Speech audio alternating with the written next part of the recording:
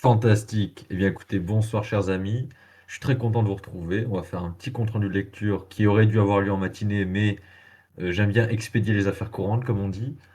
Donc, on va ce soir faire un compte-rendu de lecture sur un ouvrage de biologie génétique, mais en même temps, c'est un peu plus que ça. Alors, l'ouvrage dont il est question ce soir est un grand classique, hein, il est au moins connu de nom de beaucoup de gens.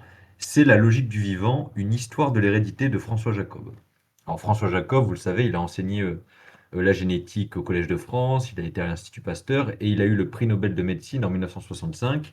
Et c'est l'un, ou même peut-être le, mais il a aussi collaboré avec des savants internationaux, c'est l'un des découvreurs de l'ARN messager dans les années 60. Donc voilà, c'est quand même un personnage de premier plan.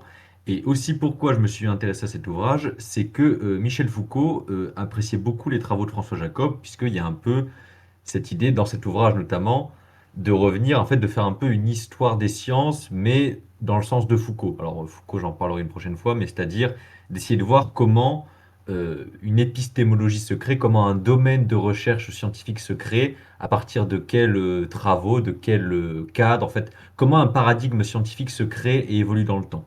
Et je vais vous lire d'ailleurs ce qui est inscrit pardon, sur la quatrième de couverture. Le livre de François Jacob est la plus remarquable histoire de la biologie qui ait jamais été écrite. Elle invite aussi à un grand réapprentissage de la pensée. Donc ça, c'est de Foucault. Pour vous dire que l'aura de François Jacob ne s'est pas arrêté au petit monde des généticiens. Donc François Jacob a aussi eu le prix Nobel de médecine en 1965 avec André Lvoff et Jacques Monod. Donc voilà, c'est quand même, ça a été un des grands noms de la biologie et de la médecine en France au XXe siècle. L'ouvrage est très intéressant puisque, comme je vous l'ai dit, il y a un petit côté Foucault, alors qu'il va pas aussi loin que Foucault, c'est pas aussi philosophant malheureusement. J'aurais aimé, hein, sinon je vous en aurais parlé des heures. Mais il a le mérite de retracer quelques siècles d'histoire de la biologie, mais pas seulement de l'histoire au niveau des techniques, mais surtout presque de la philosophie de la biologie. Comment, justement, une discipline, comment elle s'est constituée, comment elle a évolué, comment elle a muté autour d'un objet d'étude, qui est aussi l'objet d'étude de François Jacob, le vivant. Et par vivant, on entend les animaux, puis enfin, se rapprochant ensuite les organes, ensuite les cellules, et ensuite, vous savez bien. Donc le vivant dans un sens très large. Mais là, vous allez voir que l'ouvrage est très intéressant puisqu'il part un peu de définition macro et on va petit à petit aller vers le micro. Alors, il est divisé en plusieurs chapitres. Le premier chapitre s'intitule La structure visible, le deuxième l'organisation, le troisième le temps, le quatrième le gène, le cinquième la molécule et le dernier chapitre qui est en quelque sorte une conclusion, j'en parlerai très brièvement, s'intitule L'intégron. Alors, j'ai sélectionné quelques citations très intéressantes qui vont permettre d'échanger ensuite par la suite. Vous allez voir que l'ouvrage est vraiment bien construit et très agréable à lire. J'espère vous le faire ressentir. Et je vais arrêter de vous lire parce que vous me déconcentrez déjà. Mais vous allez voir que va nous permettre voilà, de partir un peu du XVIIIe siècle européen jusqu'à notre ère et de voir comment l'objet d'étude, enfin, les études autour du vivant ont énormément évolué. Voilà, je vais arrêter de vous le lire, sinon vous allez me déconcentrer. Et j'ai sélectionné plusieurs citations et certaines sont un peu optionnelles, donc si on n'a pas trop le temps, je couperai la lecture. Je couperai tout. Donc là, nous sommes dans le premier chapitre, la structure visible, dans le sous-chapitre, le décryptage de la nature. Très intéressant. À l'âge classique, la production d'un être vivant se fait toujours par la génération, donc la reproduction. Mais celle-ci change de rôle et de statut. En moins d'un siècle, les corps vivants se décapent, pour ainsi dire. Ils se débarrassent de leur couche d'analogie, de similitude et de signes pour apparaître dans la nudité des lignes et des surfaces que leur assigne la vue. Il n'est plus possible de placer sur le même plan la forme d'une plante ou d'un animal et les idées qu'en peuvent exprimer les voyageurs, les historiens ou les juristes. Ce qui est lu ou entendu n'égale plus ce qui est vu. L'aspect des êtres vivants, leur structure visible, devient alors objet d'analyse et de classification. Et comme la structure primaire des organismes, dans ces grandes lignes, se répète inlassablement des parents aux enfants, la génération représente le moyen par lequel est assuré, au fil du temps, le maintien des formes, donc la permanence des espèces. La génération d'un être ne peut plus alors être constituée, ne peut plus alors constituer un événement isolé, unique, indépendant. Elle devient l'expression d'une loi qui témoigne de la régularité de l'univers. Car, avec le XVIIe siècle, se transforme la nature même de la connaissance. Jusque-là, Celle-ci s'articulait sur Dieu, l'âme et le cosmos. À l'âge classique, la question n'est plus de trouver les indices qui témoignent en secret des intentions premières de la nature. Il s'agit de pénétrer celle-ci, d'en saisir les phénomènes, de les lier entre eux par des lois, dans la mesure où l'esprit humain y peut parvenir. Le débat se réduit à un dialogue entre l'homme et le monde extérieur. Il ne faut prendre en considération que deux choses, dit Descartes, nous qui connaissons et les objets mêmes qui doivent être connus. Dans cette relation nouvelle qui s'établit entre l'homme et la nature, le nœud de l'action se déplace. Le premier rôle passe de la volonté divine à l'esprit humain. L'intérêt se concentre non plus sur la création de la nature, mais sur son fonctionnement à l'état présent. Au lieu d'une contemplation, d'une exégèse, d'une devinette, la science de la nature devient un décryptage. Pour Galilée, la philosophie est écrite dans un grand livre qui se tient toujours ouvert devant nos yeux. Mais on ne peut le comprendre si d'abord on ne s'applique à en comprendre la langue et à connaître les caractères avec lesquels il est écrit. Pour Descartes, si nous voulons lire un texte qui est enveloppé dans des caractères inconnus, nous n'y voyons sans aucun doute, pardon, nous n'y voyons sans doute aucun ordre. Mais nous en imaginons un cependant, non seulement pour examiner toutes les conjectures qu'on peut faire sur chaque signe, chaque mot ou chaque idée, mais aussi pour les disposer de manière à connaître par énumération tout ce qui peut en être déduit. Pour Leibniz, l'art de découvrir les causes des phénomènes ou les hypothèses est comme l'art de déchiffrer où souvent une conjecture ingénieuse abrège beaucoup de chemin.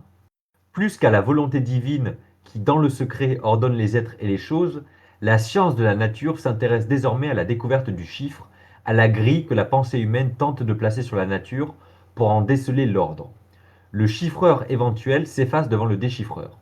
Ce qui importe, ce n'est plus tellement le code utilisé pour créer la nature que celui cherché par l'homme pour la comprendre. Et les deux ne coïncident pas nécessairement. Si quelqu'un, dit Descartes, pour deviner un chiffre écrit avec les lettres ordinaires, s'avise de lire un B partout où il y aura un A, et de lire un C partout où il y aura un B, et ainsi de substituer en place de chaque lettre celle qui la suit en l'ordre de l'alphabet, et que, le lisant de cette façon, il y trouve des paroles qui aient du sens, il ne doutera point que ce ne soit vrai, que ce ne soit le vrai sens de ce chiffre qu'il aura ainsi trouvé, bien qu'il se pourrait faire que celui qui l'a écrit y ait mis un autre tout différent en donnant une autre signification à chaque lettre. C'est la plénitude du sens, c'est sa cohérence qui mesure l'exactitude du chiffre découvert. De même, dans l'interrogation de la nature, c'est le pouvoir d'explication qui détermine la valeur des hypothèses ou des causes invoquées. La méthode de décryptage tire son origine de la combinatoire, qui constitue l'outil essentiel de l'enquête scientifique. Pour établir un alphabet de la pensée, comme le souhaite Leibniz, il faut en ramener la complexité à la simplicité des unités qui la composent. De même qu'un nombre quelconque doit se concevoir comme un produit de nombres premiers, de même toute opération logique doit se réduire à une combinaison d'éléments. C'est la combinatoire de la logique qui donne la mesure du possible. Donc là, très bonne entrée en matière. C'est peut-être un peu compliqué sur certains passages, mais l'idée c'est que euh, la, j'ai arrêté de vous lire. L'idée, c'est que avec le tournant qu'on pourrait dire rationaliste au XVIIe siècle, avec des personnalités comme Descartes ou Galilée, s'amorce quelque chose dans la pensée de l'Occident, à savoir que la nature, contrairement à ce qui était le cas dans les périodes un peu de la scolastique et du monde chrétien traditionnel, la nature n'est plus l'œuvre de Dieu qu'on doit contempler et qu'on peut observer, mais sans forcément euh, se poser de questions. Ça ne veut pas dire qu'on ne s'en posait pas avant, mais on partait du principe que les phénomènes naturels pouvaient être compréhensibles, intelligibles, mais cette intelligibilité passait avant tout par l'observation. Là, avec le tournant rationaliste du XVIIe siècle et de Descartes, et plus tard avec Leibniz au XVIIIe siècle, et d'autres penseurs qu'on va citer au cours de la conférence, s'amorce un changement de paradigme. La nature ne devient plus un simple objet de contemplation ou d'observation scientifique. La nature devient un langage, comment dire, un mode d'expression qu'il convient de décoder. Et donc, ça sous-entend qu'il y aurait des lois de la nature immuables. Et que l'homme, donc, dans une perspective savante, doit les découvrir. Jusqu'au XVIe siècle, tous les possibles envisagés par l'imagination humaine étaient réalisés par la volonté divine. À l'âge classique, l'univers devient soumis à une certaine régularité, à certaines lois ou groupes de lois que nul, même Dieu, ne peut plus changer et dont la logique s'articule en un ordre de la nature. Qu'à l'origine les lois de la nature aient ou non été imposées par quelque décret divin, qu'on puisse ou non imaginer la possibilité d'autres mondes, régis par d'autres lois, que la démarche procède du général au particulier ou en sens inverse, ce monde existe et il fonctionne. Tout s'y ordonne, tout s'y lie, s'y harmonise, non plus du dehors sous l'effet de quelque force occulte à quoi n'a pas accès la raison humaine, mais du dedans par l'enchaînement même des lois. Déchiffrer la nature, c'est se limiter à l'analyse des seuls phénomènes pour en trouver les lois. Les causes premières s'effacent derrière les causes efficientes. La connaissance se fonde non plus sur le discours de Dieu, mais sur celui de l'homme. Pour analyser des objets, pour les soumettre à la combinatoire et en tirer l'ordre et la mesure, il faut pouvoir les représenter dans un système de signes. Le signe n'est plus la trace déposée dans les choses par le Créateur pour permettre à l'homme de déceler ses intentions. C'est une partie intégrante de l'entendement humain, à la fois produit, élaboré par la pensée pour l'analyse et outil nécessaire à l'exercice de la mémoire, de l'imagination ou de la réflexion. De tous les systèmes de signes, le plus parfait est évidemment celui des mathématiques. À l'aide des symboles mathématiques, il est possible de découper le continu des choses, de les analyser, de les recomposer en des combinaisons variées. Pour Galilée, le grand livre de la nature est écrit dans la langue mathématique et les caractères sont des triangles, des cercles et autres figures géométriques. Pendant la plus grande partie de l'âge classique, seul est objet de science ce qui peut s'exprimer en langage mathématique. D'abord pour imaginer un univers géométrique, plus tard pour le représenter sous forme analytique.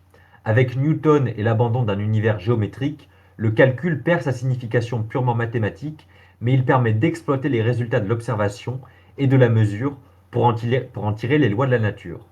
C'est l'analyse algébrique des phénomènes physiques qui donne sa loi d'intégration à l'univers.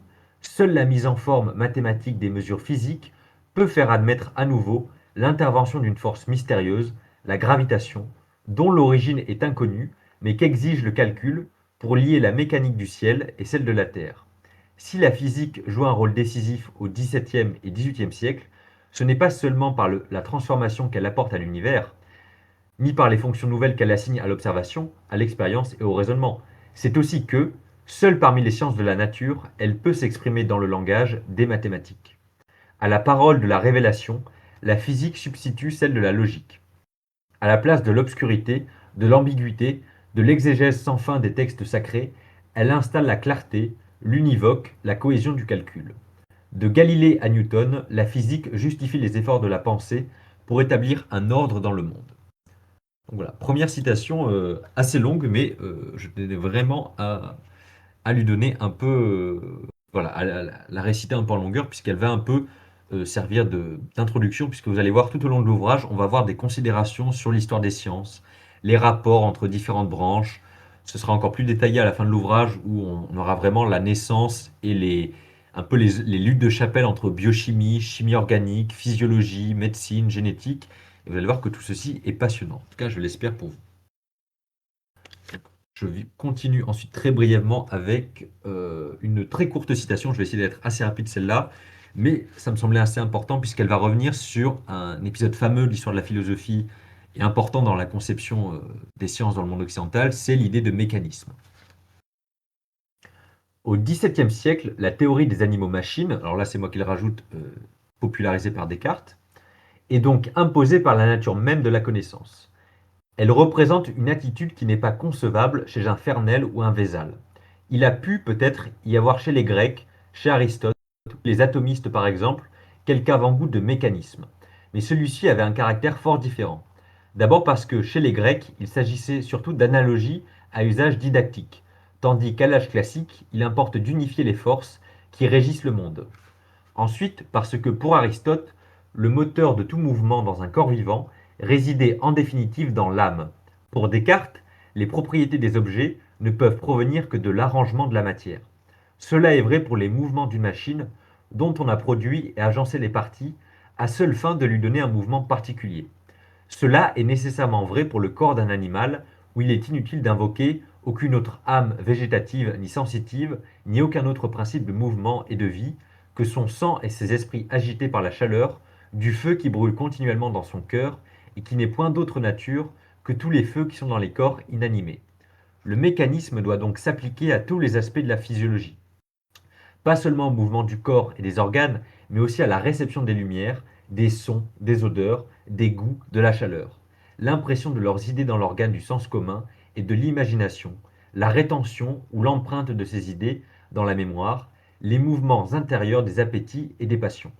Par là même, c'est l'ensemble des corps de ce monde, vivants ou non, qui se trouve placé hors de toute interaction à distance, de toute relation douteuse, de toute attirance ou répulsion par sympathie ou par antipathie. Rien n'est plus possible par le jeu des forces magiques. Tout devient possible par celui des forces physiques. Très vite, les ressources dont dispose le mécanisme de l'âge classique apparaissent, de toute évidence, insuffisantes pour expliquer le fonctionnement des êtres vivants. À mesure que se révèle la complexité de ces derniers, s'accroît la difficulté d'attribuer toutes leurs propriétés aux seules impulsions agissant sur des poulies, des leviers et des crochets. Sous sa forme initiale, le mécanisme ne peut résister au poids grandissant des observations. L'image qu'il donne des êtres vivants, celle d'une machine composée de rouages capables seulement de transmettre le mouvement reçu, ne peut conduire qu'à chercher hors de la machine et sa raison d'être et sa fin. Une machine ne s'explique que du dehors. Faite dans un but donné, elle ne sert qu'à remplir cette tâche. Aussi les tentatives qui se manifestent à l'âge classique, soit pour accentuer le mécanisme, soit pour le limiter, révèlent-elles moins d'une attitude rendue possible par la science d'alors que de la métaphysique. Dans sa description du monde vivant, Descartes avait réservé deux domaines. Dieu, qui, ayant créé le monde et lui ayant communiqué le mouvement initial, n'intervient plus, et la pensée humaine, dont la complexité dépasse ce qui existe chez les animaux ou ce qui est réalisable chez les automates, comme en témoigne le langage. Si une pie, un perroquet, voire un automate peuvent bien proférer des paroles, ils ne les arrangent pas pour répondre à ce qu'on leur dit en témoignant qu'ils pensent ce qu'ils disent. Ce sont là les points ce sont là les points que cherche à réfuter le matérialisme et le vitalisme. Donc là, Colo nous a abandonnés, ça ne m'étonne point, voilà, les rats quittent le navire, hein. Donc désolé un peu, les premiers passages sont vraiment un peu abscons parce que c'est un peu, voilà, l'histoire de la philosophie assez sèche, mais bon, je pense que certains d'entre vous ont déjà entendu parler de ces histoires-là, donc je ne m'en fais pas plus que ça. On va arriver maintenant au cœur de l'ouvrage, et ce qui est le plus intéressant à mon sens, c'est l'étude du vivant en tant que tel. Comment on en a été amené, pardon, à étudier le vivant, comment on l'a étudié, comment notre perception de ce qu'est le vivant et de l'hérédité, qui est un peu le thème central de l'ouvrage, comment l'hérédité, la vision de l'hérédité a évolué au fil du temps. Donc là, nous sommes à la toute fin du premier chapitre et on va tout de suite enchaîner avec le deuxième qui sera très court. À travers le XVIIIe siècle, l'étude des êtres vivants est passée peu à peu des médecins à des professionnels d'un type nouveau, les naturalistes, à ne pas confondre avec Zola, bien sûr. Mais elle n'est pas parvenue encore à acquérir son individualité, à trouver des méthodes, des concepts, un langage même qui lui soit propre. Donc entre guillemets, ça veut dire que ça ne s'est pas encore constitué en tant que science à part entière. D'un côté, les succès de la taxonomie ont instauré un ordre parmi le chaos des formes visibles. De l'autre, les progrès de la physiologie laissent deviner un ordre caché dans la profondeur des êtres. Mais l'ordre visible et l'ordre caché appartiennent encore à des domaines différents. Il n'y a encore nul point de contact entre eux. Ce que construit l'histoire naturelle du XVIIIe siècle, c'est une fresque, un ensemble à deux dimensions, une grille dans laquelle peut s'insérer le monde vivant. Il faut attendre la fin du siècle et surtout le siècle suivant pour que l'organisme acquiert une dimension, une profondeur nouvelle. Alors vont se dessiner des relations nouvelles entre la surface d'un être et la profondeur, entre l'organe et la fonction, entre le visible et l'invisible. Avec le concept de génération, ni la formation d'un être vivant, ni la persistance des espèces ne pouvaient échapper aux causes finales. Même après le changement d'attitude qui retirait aux forces occultes l'animation du monde pour le confier aux lois de la nature, même quand celle-ci prenait en charge le développement du germe, il fallait recourir à une création individuelle pour chaque être en train de vivre, ayant vécu ou devant vivre dans la suite des temps. La préexistence des germes, c'était en quelque sorte l'aveu d'une impossibilité à rendre compte de la génération par l'effet des seules lois du mouvement agissant sur une matière passive. Donc là, les germes, vous comprenez que c'est un peu le terme du XVIIIe siècle pour dire le spermatozoïde, en gros les ovules, les œufs en fait, voilà, voilà, les œufs en fait, littéralement. Quand l'ovule et le spermatozoïde se rencontrent, on se rendait compte que même si le mouvement, dans un schéma un peu aristotélicien, expliquait une partie du monde, et que une grande partie du monde pouvait être expliquée par les lois physiques du mouvement, on se rendait compte qu'au bout d'un moment, pour le vivant, il y avait quelque chose d'autre et que la création et la génération des êtres ne passaient pas uniquement par les lois physiques du mouvement. Pendant tout l'âge classique, la méthode de la science expérimentale qu'exploite la physique ne s'applique guère au monde vivant. Celui-ci reste encore imprégné d'anecdotes, de croyances, de superstitions. Si le concept d'espèce unit le semblable au fil du temps, sa frontière est toujours mal définie. Bien des monstres ont disparu, mais pas tous. Malgré les tentatives de Réaumur, il y a encore de ces amours abominables dont parle Voltaire, des réassortiments d'organes, des êtres fabuleux, des généalogies fantastiques.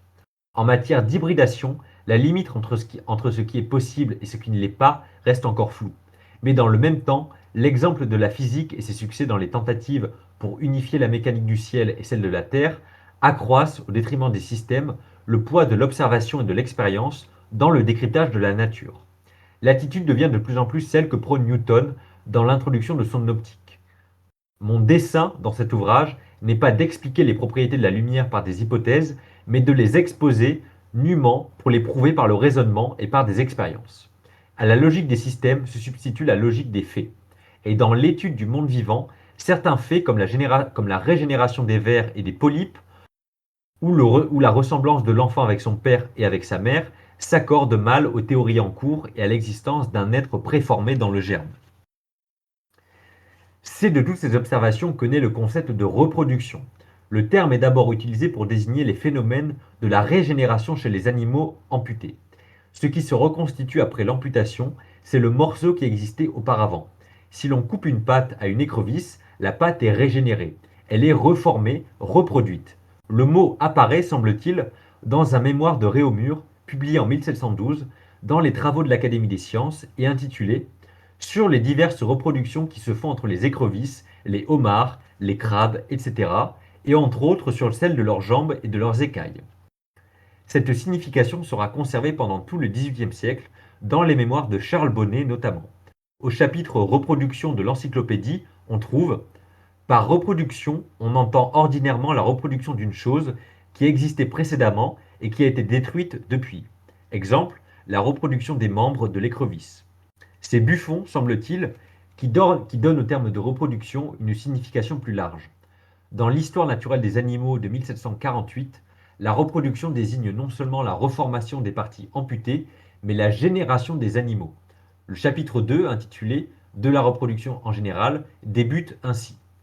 Examinons de plus près cette propriété commune à l'animal et au végétal, cette puissance de produire son semblable, cette chaîne d'existence successive d'individus qui constitue l'existence réelle de l'espèce. Ainsi lié au concept d'espèce, le terme de reproduction est employé par tous. Quoique l'article reproduction de l'encyclopédie donne encore le sens de reformation d'une patte manquante, l'article génération indique on entend en général par ce terme la faculté de se reproduire qui est attachée aux êtres organisés. Même les partisans convaincus de la préformation parlent de reproduction. Charles Bonnet, par exemple, intitule un chapitre de sa Palingénésie philosophique autre trait de l'excellence des machines organiques, leur reproduction de différents genres. Si le terme de reproduction est généralement accepté, il n'en est pas de même du sens qu'y met Buffon. Pour Haller, pour Charles Bonnet, pour Spallanzani, pour toute la fin du siècle et même le début du suivant, les êtres vivants naissent toujours de germes préformés. Ce que cherche Buffon comme Maupertuis, c'est à trouver une autre solution que la préformation pour expliquer à la fois la formation du semblable, la régénération des parties manquantes et des phénomènes d'hérédité bilatérale. Il s'agit, par-delà la diversité qui se manifeste dans les mondes de génération, de découvrir, dit Maupertuis, les procédés généraux de la nature dans sa production et sa conservation. Il importe, derrière les singularités, de déceler, dit Buffon, la mécanique dont se sert la nature pour opérer la reproduction. Et cette mécanique ne peut être que cachée. Il n'y a pas possibilité de rendre compte de la reproduction par la persistance de la structure visible. Pour Maupertuis, comme pour Buffon, il faut faire intervenir une structure secrète, d'ordre supérieur, pour lier les éléments du visible et les organiser. Réduite au seul secours du mécanisme newtonien et privée d'une expérimentation relevant de techniques et de concepts qui n'appartiennent qu'au siècle suivant, ces tentatives sont vouées à l'échec. Mais l'idée de reproduction, la recherche d'un mécanisme commun à tous les êtres vivants, la nécessité de dépasser la surface visible et de recourir à une organisation cachée, tout cela va contribuer à rendre possible une biologie, c'est-à-dire une science du vivant. Et je passe au deuxième chapitre, qui sera très court, et du coup nous allons très vite passer au troisième, qui sera un peu plus long, et le quatrième encore plus. Donc le deuxième chapitre s'intitule L'organisation. Sous-entendu, comment le vivant s'organise. N'hésitez pas à me dire si je vous assomme ou pas du tout. Euh, sans indication de votre part, j'irai jusqu'au bout du monde.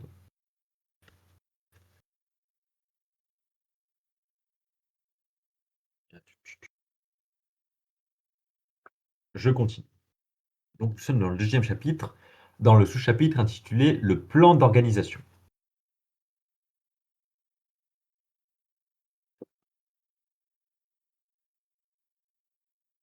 Au début du XIXe siècle, les naturalistes cherchent à reconnaître l'ordre qui règne, non plus seulement parmi les êtres vivants, mais au sein même de l'organisme.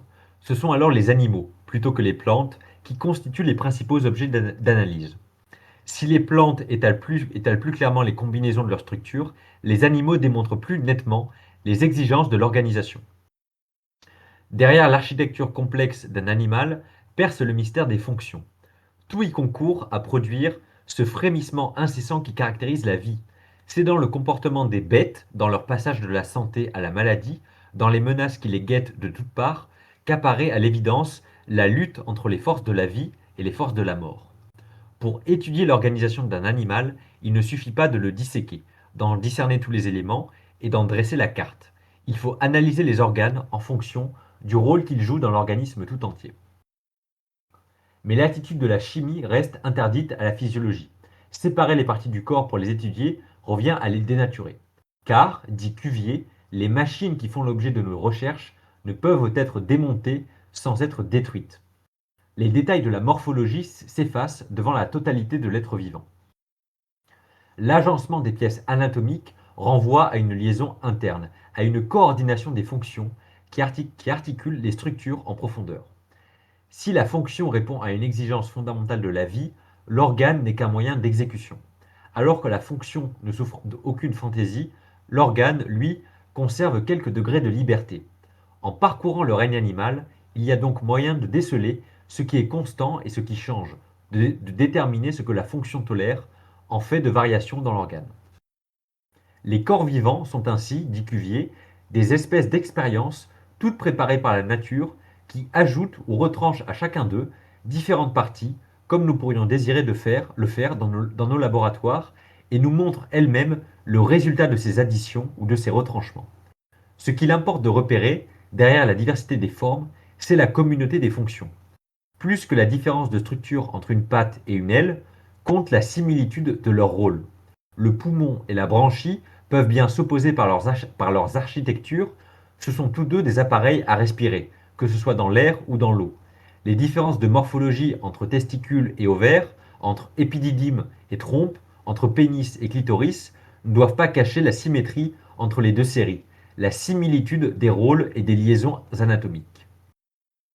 Quel que soit l'organisme considéré, les phénomènes de la vie ne peuvent se dérouler qu'à l'abri d'une enveloppe qui les protège des éléments extérieurs. Que cette enveloppe se montre sous la forme d'une peau, d'une écorce, d'une coquille, peu importe, dit Goethe. Tout ce qui a vie, tout ce qui agit comme doué de vie est muni d'une enveloppe. Ces ressemblances fondées sur un critère, non plus de forme mais de localisation et de fonction, font ressurgir le vieux concept aristotélicien d'analogie. Les naturalistes admettent, en effet, qu'à travers les espèces, les structures peuvent varier dans leur conformation selon le rôle qu'elles remplissent. On peut, dit Geoffroy Saint-Hilaire, suivre le pied du devant, aussi bien dans ses divers usages que dans ses nombreuses métamorphoses, et le voir successivement appliqué au vol, à la natation, au saut, à la course, etc. Être ici un outil à fouiller, là des crochets pour grimper, ailleurs des armes offensives ou défensives, ou même devenir, comme dans notre espèce, le principal organe du toucher, et par suite un des moyens les plus efficaces de nos facultés intellectuelles. En fait, pour Geoffroy Saint-Hilaire et pour Cuvier, le mot d'analogie recouvre deux aspects différents qu'Owen distinguera plus tard par les termes d'homologie et d'analogie. L'homologie décrit la correspondance des structures, l'analogie celle des fonctions. Sont homologues des organes qui occupent la même position et jouent un rôle voisin dans des espèces différentes. Ainsi, la main de l'homme et l'aile de l'oiseau sont analogues, cette fois, les organes qui, malgré des différences de structure, de position et de relations anatomiques, remplissent les mêmes fonctions dans des espèces distinctes, telles les viscères de la digestion, le foie par exemple, que l'on retrouve sous des formes diverses chez les crustacés, les mollusques et les vertébrés. En comparant les animaux de la même classe, on s'aperçoit ainsi qu'au milieu des innombrables diversités de grandeur, de forme et de couleur, il règne certains rapports dans la structure, la position et les fonctions respectives des organes. Les variations de forme ne sont pas distribuées au hasard. Chaque élément s'enchaîne aux autres pour assurer l'harmonie de l'ensemble. C'est dans la dépendance mutuelle des fonctions, dit Cuvier, dans le secours qu'elles se prêtent réciproquement, que sont fondées les lois qui déterminent les rapports de leurs organes et qui sont d'une nécessité égale à celle des lois mathématiques. Je m'arrête un peu ici parce que là je pense que c'est un peu lourd, chers amis. J'espère que je ne vous assomme vraiment pas du tout. Donc là, on a terminé la citation que je voulais vous dire pour le deuxième chapitre. Je vais un peu reprendre la parole pour un peu redynamiser l'ensemble. En gros, François Jacob fait, vous l'avez compris, une synthèse un peu de l'histoire de la biologie. Là, il nous a un peu parlé de l'époque classique et de comment le modèle rationaliste transforme un peu la vision que l'homme avait de la nature et de son étude.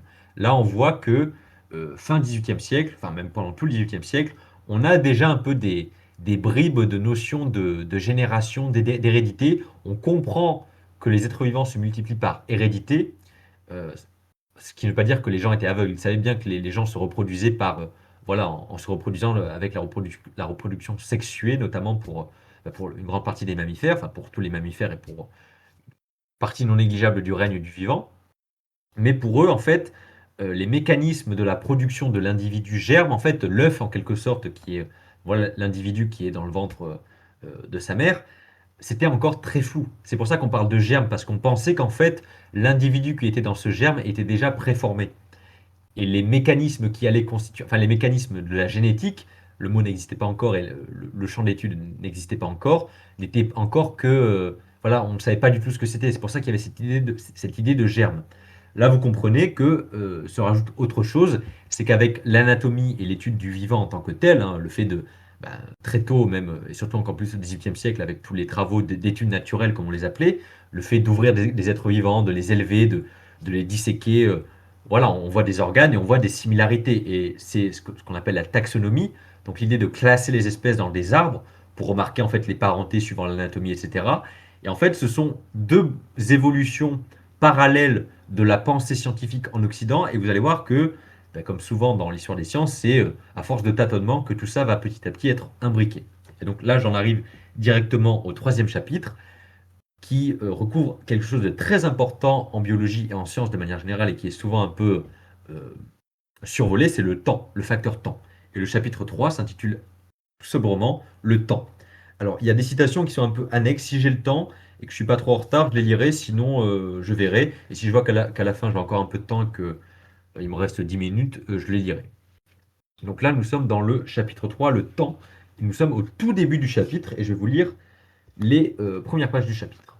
Et vous allez voir que, comme souvent, il va un peu refaire un topo d'histoire des sciences, d'épistémologie. Chapitre 3, le temps. Le temps représente aujourd'hui pour le biologiste beaucoup plus qu'un simple paramètre de la physique. Il est indissociable de la genèse même du monde vivant et de son évolution. On ne rencontre sur cette terre aucun organisme, fût-ce le plus humble, le plus rudimentaire, qui ne constitue l'extrémité d'une série d'êtres ayant vécu au cours des 2 derniers milliards d'années ou plus. Aucun animal, aucune plante, aucun microbe qui ne soit un simple maillon dans une chaîne de formes changeantes.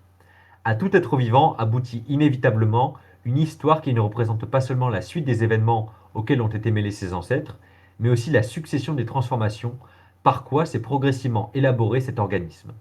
À l'idée de temps sont indissolublement liées celles d'origine, de continuité, d'instabilité et de contingence. Origine parce qu'on considère l'apparition de la vie comme un événement survenu, sinon une fois depuis la formation de la Terre, du moins très rarement.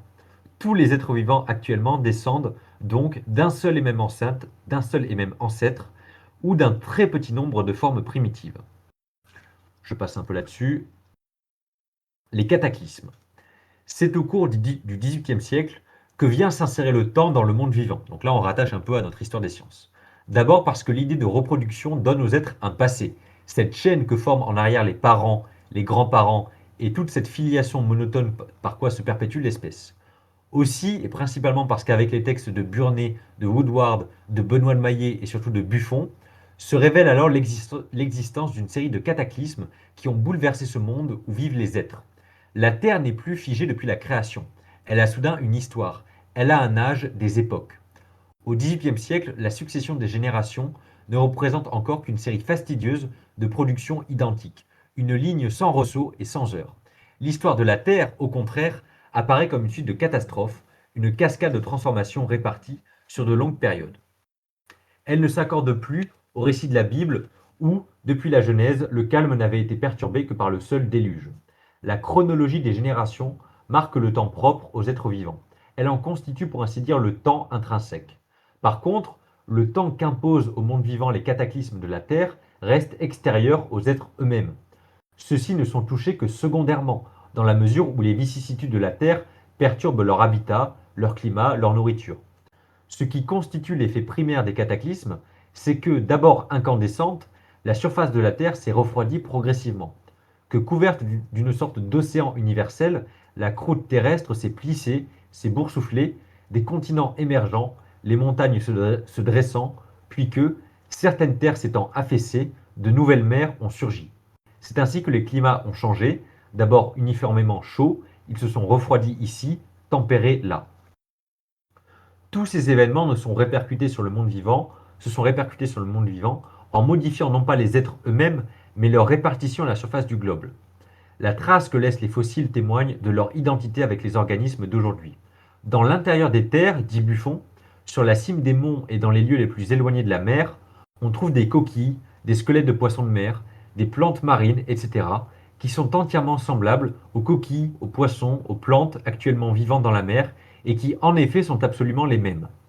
On ne peut douter de leur parfaite ressemblance ni de l'identité de leurs espèces.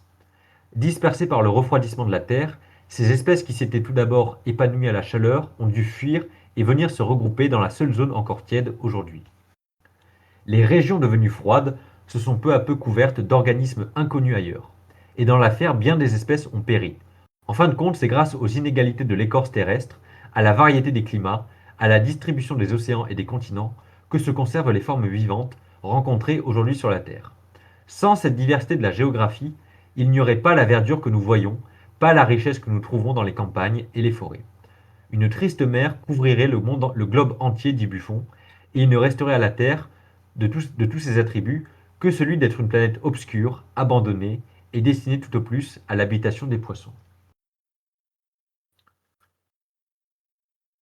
Jusque-là, l'immobilité et la rigidité du monde vivant n'étaient pas mises en question. Il n'était pas concevable que le tableau constitué par la série des formes vivantes ait jamais pu être différent de ce qu'il est aujourd'hui. Avec l'attribution d'une histoire quelque peu mouvementée à la Terre, il y a comme une oscillation, comme un tremblement sous le monde vivant. Le socle sur lequel repose ce dernier se met à bouger. Il se pourrait soudain qu'en fait d'être organisés, tous ne soient pas immuables, que les espèces puissent changer au cours du temps et les êtres se transformer. On porte souvent au crédit du XVIIIe siècle l'origine de la pensée transformiste. Au fixisme personnifié par Linné, on oppose volontiers un courant évolutionniste dans lequel on range tout aussi bien Benoît de Maillet, Robinet, Charles Bonnet et Diderot que Buffon et Maupertuis. Pendant toute la seconde moitié du XVIIIe siècle, se serait développée cette tendance évolutionniste que le siècle suivant n'aurait fait que préciser et exploiter. Mais il s'agit alors de savoir la signification qu'on entend donner au mot de transformisme et d'évolution. Certes, toute une attitude nouvelle se manifeste dans la plupart des textes vers le milieu du XVIIIe siècle. Il peut y avoir passage d'une forme vivante à une autre, bien des espèces qui vivaient autrefois ont disparu aujourd'hui, ne laissant le plus souvent que des traces difficiles à reconnaître et à déchiffrer. Nul ne peut affirmer que les animaux et les végétaux de maintenant sont stabilisés pour toujours et resteront éternellement les mêmes. Sans aucun doute, il apparaît une incertitude quant au passé des êtres et à leur devenir, comme le résume la phrase de Diderot. Le vermisseau imperceptible qui s'agite dans la fange s'achemine peut-être à l'état de grand animal. L'animal énorme qui nous épouvante par sa grandeur s'achemine peut-être à l'état de vermisseau, et peut-être une production particulière momentanée de cette planète. Même Linné, donc un fixiste, finit par s'enthousiasmer devant l'apparition de certaines plantes, aux fleurs jusque-là inconnues, et par entrevoir la possibilité d'une transformation des espèces grâce à une sorte d'hybridation contre nature. Là, on arrive à un passage très intéressant. Parce qu'on va parler de Darwin un peu après, mais on se rend compte que la théorie de l'évolution et même le principe de transformation des espèces n'est pas apparu comme par magie avec Darwin, qui avait déjà des antécédents au XVIIIe siècle avec le transformisme et l'évolutionnisme. Et l'un des grands noms qui a un peu été attaché à ça au XIXe, un peu avant Darwin, c'est Lamarck, donc qui a été aussi un contemporain de Darwin. Mais l'idée de transformation ne suffit pas à elle seule à définir le transformisme. Ce qui caractérise ce dernier, c'est une poussée venue des êtres eux-mêmes et qui les mène peu à peu du simple au complexe à travers les vicissitudes de la Terre. C'est le produit d'un équilibre toujours instable entre les formes vivantes. C'est un jeu d'interaction entre les organismes et leur milieu. C'est la dialectique du semblable et du différent dans une histoire unifiée de la nature. Bref, le transformisme constitue une théorie causale de l'apparition des espèces, de leur variété, de leur parenté. Or, un tel ensemble n'est jamais réuni au XVIIIe siècle. Le temps propre aux êtres et celui de la Terre s'ignorent mutuellement. Il ne leur arrive qu'exceptionnellement de se rencontrer et d'interférer. Ce qu'on trouve alors, ce sont épars, isolés, indépendants, certains des éléments que rassemblera le XIXe siècle pour constituer un enchaînement causal des formes vivantes. Très intéressant. Donc vous comprenez qu'en fait, monde vivant, géologie, en fait, des idées sont là à droite à gauche, mais que il n'y a pas de théorie encore unifiée pour expliquer la genèse du monde vivant, et que ce qu'on va appeler la théorie de l'évolution, le fracas qu'elle a engendré, en fait, tout ça va se formaliser au XIXe siècle, et c'est là que les disciplines vont vraiment se constituer en tant que champ de recherche spécialisé, que ce soit en biologie et ailleurs, d'ailleurs. Je continue sur ma lancée. Alors, est-ce que j'ai un peu de temps de lire celle-là? Je la lirai peut-être à la fin si il me reste un peu de temps. On en arrive aux prémices de Darwin. J'espère que je ne vous ennuie pas, chers amis. Moi, je pense que vous êtes tout oui.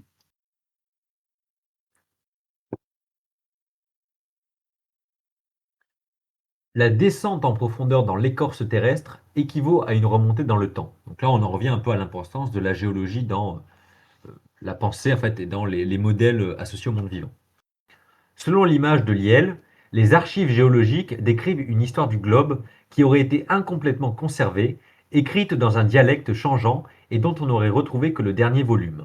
Toutes les pages de celui-ci seraient dans un tel état qu'on en pourrait seulement déchiffrer quelques fragments de chapitres ou quelques pages de ci de là. Les mots de ce langage, changeant progressivement avec les chapitres, peuvent en quelque sorte représenter les formes qui ont vécu, qui sont enfouies dans les formations consécutives de la Terre et qui paraissent avoir été brusquement introduites. En comparant les derniers chapitres, en cherchant à lire, dans l'ordre de superposition des terrains, l'âge relatif des fossiles qu'ils contiennent, on fait apparaître des relations nouvelles entre les familles ou espèces disparues et celles vivant aujourd'hui. Toutes les observations, dit Humboldt, s'accordent sur ce point que les formes et les flores fossiles diffèrent d'autant des formes animales ou végétales actuelles que les formations où elles vivent sont plus inférieures, c'est-à-dire plus anciennes. Dans le monde des êtres comme dans celui des pierres, le présent correspond donc bien à la couche la plus superficielle de l'écorce terrestre. En outre, on peut établir des relations numériques entre ce qui vit et ce qui a vécu. Un grand nombre des espèces actuelles s'apparentent alors à un petit nombre d'espèces disparues, comme si les liens de parenté entre le passé et le présent pouvaient se représenter par un cône, la pointe fichée dans la profondeur de l'écorce terrestre. Comme si, à partir d'un même plan d'organisation, à partir d'un type unique, les corps vivants avaient tendance à diverger avec le temps.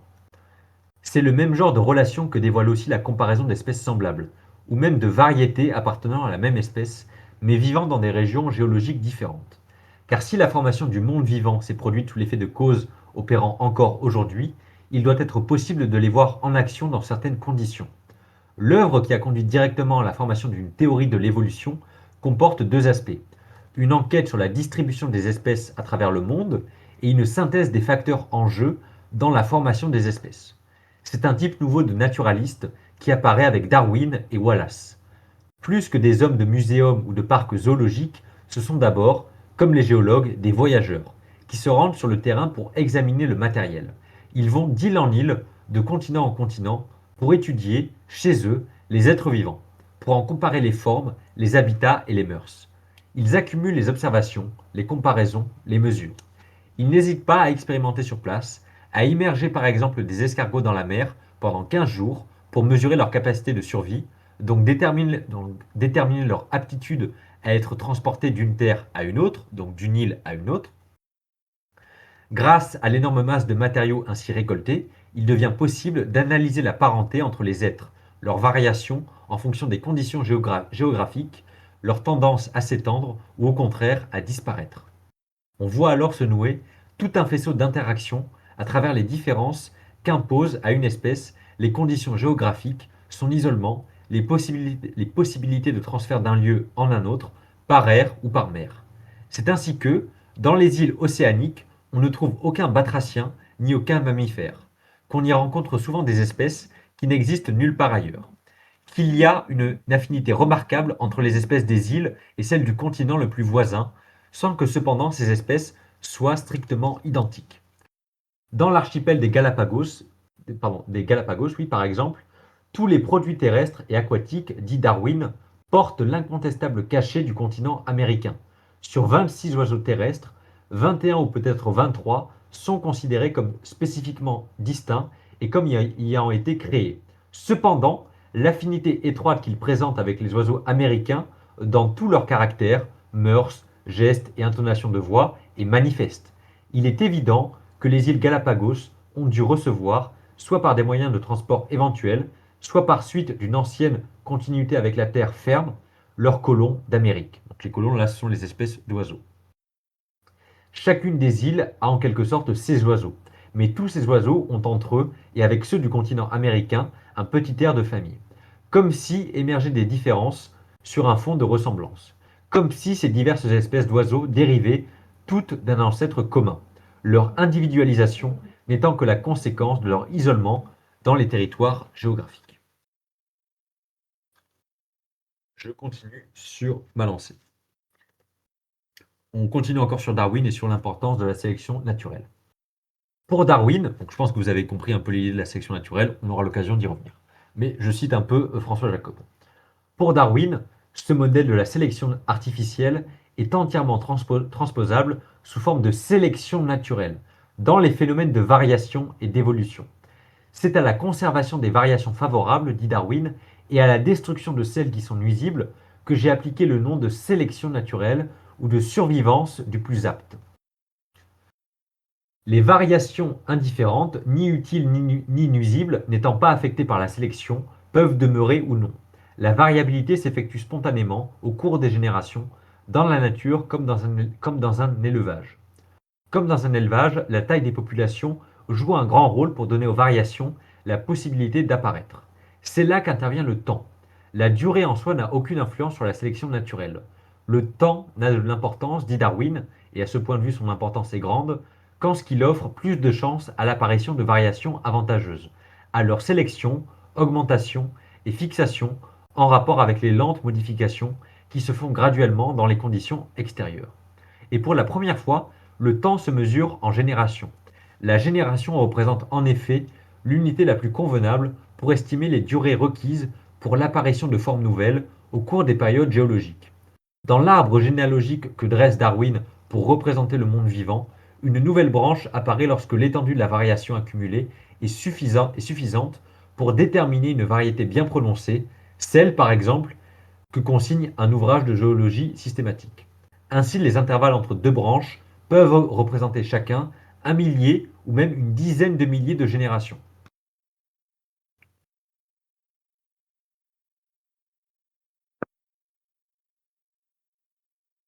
Quant aux processus de sélection qui s'opèrent dans la nature, s'ils sont de même nature que ceux fonctionnant dans la sélection artificielle, leurs effets sont beaucoup plus étendus. Alors que l'éleveur ne peut choisir que les caractères visibles en fonction de ses goûts ou de ses besoins, la nature, elle, agit aussi sur les organes internes, sur la constitution même des êtres, sur l'ensemble de l'organisation.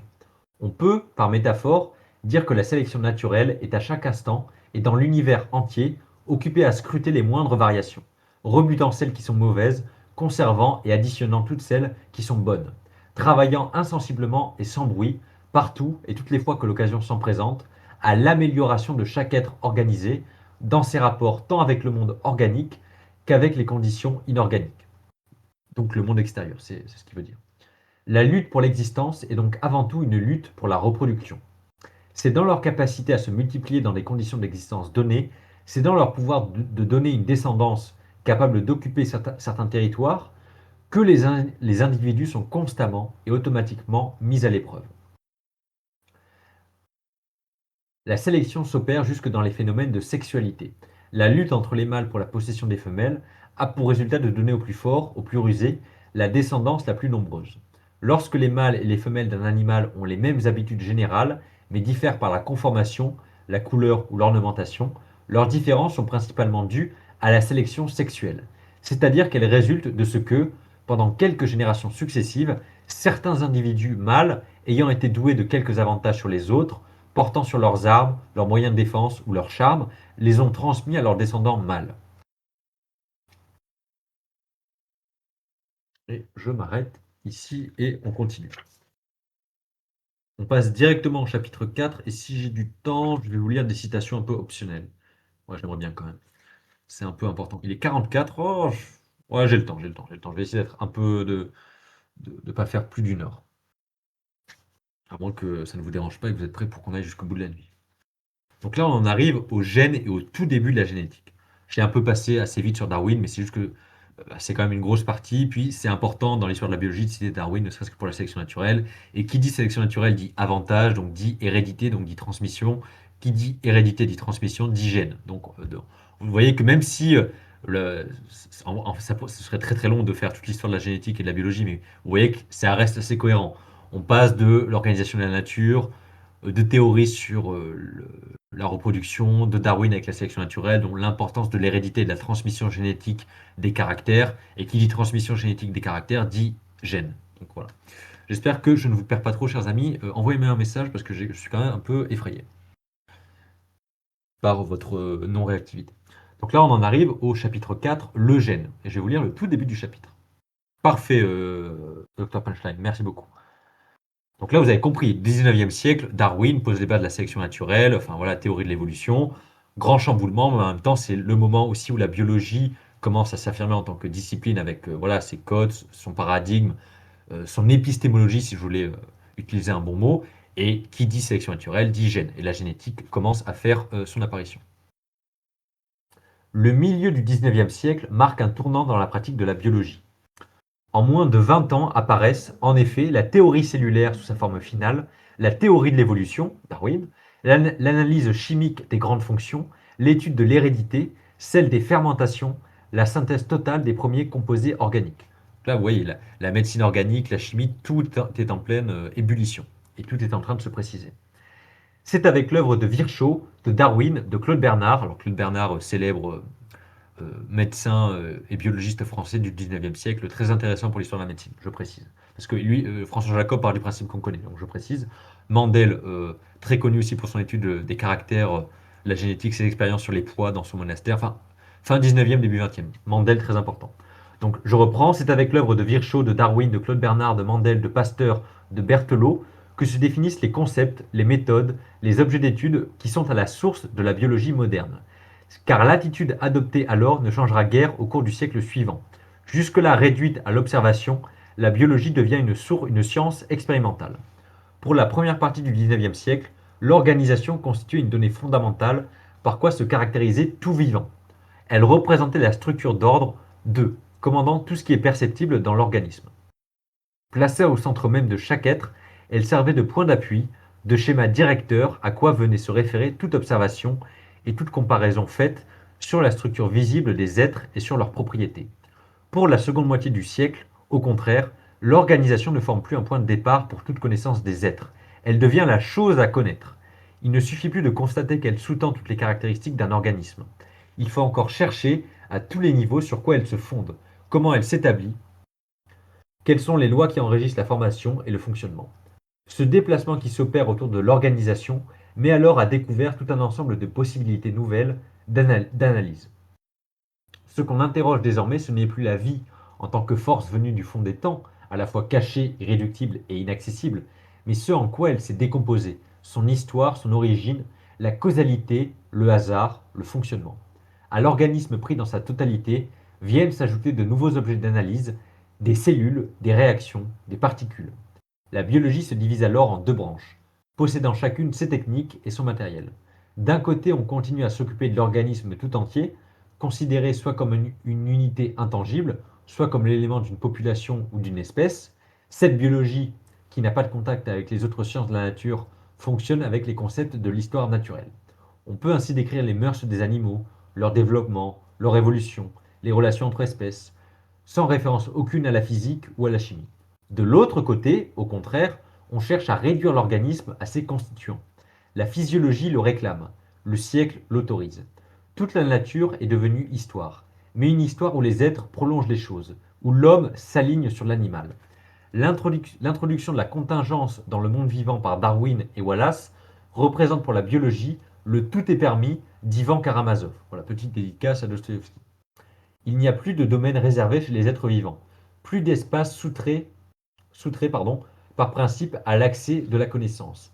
Il n'y a plus de loi divine pour assigner des limites à l'expérimentation. Dans un univers privé de création et devenu gratuit, l'ambition de la biologie ne connaît plus de bornes. Si le monde vivant marche à l'aventure, s'il est vide de toute finalité, c'est à l'homme de maîtriser la nature. C'est à lui d'instaurer l'ordre et l'unité qu'il cherchait jusque-là dans l'essence de la vie. D'autant que les efforts de la dialectique et du positivisme cherchent à rétablir le pont, coupé à la fin du siècle précédent, entre l'organique et l'inorganique. De la matière au vivant, il n'y a pas une différence de nature, mais de complexité. La cellule est à la molécule ce que la molécule est à l'atome, un niveau supérieur d'intégration. Pour faire cette biologie, il ne suffit plus d'observer les êtres vivants, il faut en analyser les réactions chimiques, étudier les cellules, déclencher les phénomènes. Si l'organisme doit encore être conçu comme un tout, c'est parce que la régulation des réactions, la coordination des cellules, l'intégration des phénomènes apportent la possibilité d'une synthèse.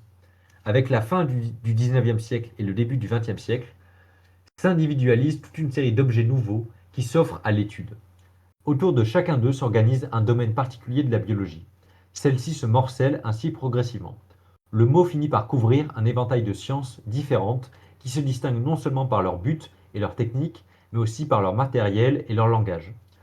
Deux d'entre elles, qui prennent leur essor au début de ce siècle, remodèlent totalement la représentation qu'on se fait des organismes, de leur fonctionnement, de leur évolution.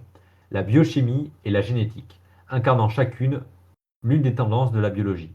La biochimie, qui opère sur des extraits, étudie les constituants des êtres vivants et les réactions qui s'y déroulent. Elle renvoie la structure des êtres et leurs propriétés au réseau des réactions chimiques et aux performances de quelques espèces moléculaires. La génétique, au contraire, interroge des populations d'organismes pour en analyser l'hérédité. Elle réfère la production de l'identique comme l'apparition du nouveau aux qualités d'une structure nouvelle enfouie dans le noyau de la cellule. Tout en obéissant elle-même à des lois rigoureuses, cette structure d'ordre 3 commande à tous les niveaux pour déterminer les caractères de l'organisme et ses activités. Elle dirige le développement de l'embryon. Elle décide de l'organisation de l'adulte, de ses formes, de ses attributs. Elle maintient les espèces à travers les générations et en fait émerger de nouvelles. C'est en elle que se loge la mémoire de l'hérédité.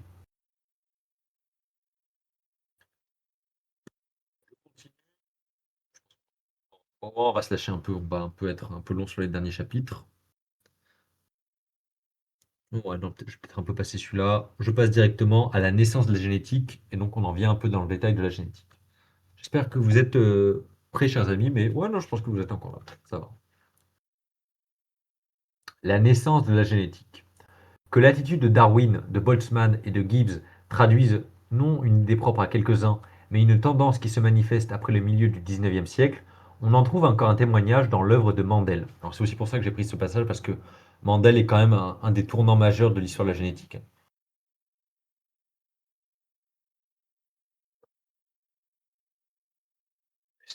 Et préciser. Non, non, excusez-moi, cher ami, c'est juste pour être sûr que ce qui revient un peu sur un peu le. Ouais, non, je crois qu'il revient pas trop là-dessus.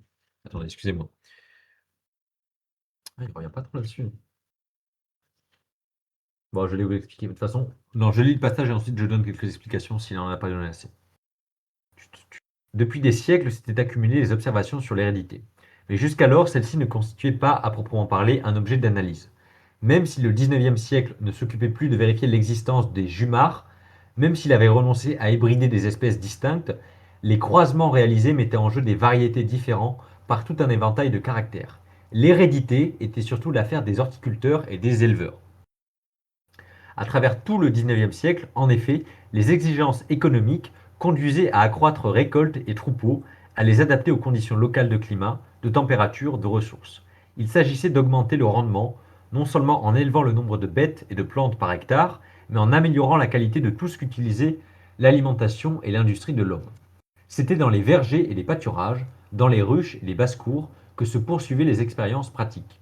Une fois les croisements réalisés, on examinait quelques individus de la descendance pour en reconnaître tous les traits, en faire une description aussi complète que possible, n'en omettre aucun détail. La plupart des caractères considérés se prêtaient mal à une discrimination nette, mais se nuançaient au contraire en une série presque infinie d'intermédiaires. De fait, mieux se fondaient chez l'hybride les caractères des parents, plus on estimait atteindre l'hérédité au cœur. On voyait ainsi les caractères se réassortir au fil des générations. On constatait la disparition de certains d'entre eux pendant un temps, leur réapparition ensuite. Nodin, par exemple, opposait l'uniformité des descendants dans la première génération hybride à l'extrême confusion des formes dans la seconde. Quelques-unes imitant celles du père, d'autres celles de la mère, comme si les hybrides étaient des mosaïques vivantes dont l'œil ne pourrait percevoir les éléments. Gartner observait une grande hétérogénéité dans la progéniture des hybrides, alors que certains individus donnaient une descendance pure, d'autres produisaient des mélanges. Mais ce qui caractérisait l'hérédité, c'était surtout sa complexité. En Mendel viennent se rencontrer les deux courants qui mènent à la constitution d'une science de l'hérédité, le savoir pratique de l'horticulture et celui théorique de la biologie. Fils d'un fermier, il s'intéresse à l'évolution.